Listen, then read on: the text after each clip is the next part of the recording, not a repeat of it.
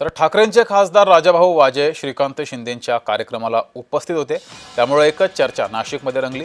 राजाभाऊ वाजे यांची श्रीकांत शिंदेंच्या कार्यक्रमाला हजेरी होती। नाशिकच्या गंगापूर गावात नवीन भाजी मार्केट लोकार्पण सोहळा पार पडला। या कार्यक्रमात महापौर उपमहापौर यांचा नागरी सत्कार केला गेला। यावेळेस खासदार राजाभाऊ वाजे उपस्थित होते।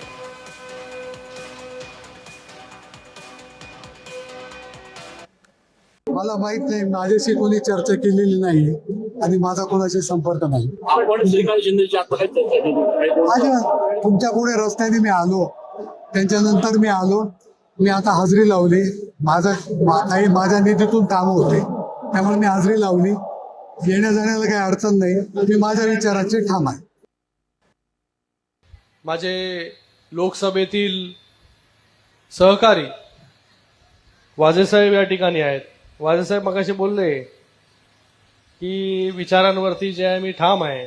आपण सगळे एकाच विचाराचे आहोत, बाळासाहेबांच्या विचाराचे, बाळासाहेबांच्या विचारांनाच पुढे घेऊन जातोय।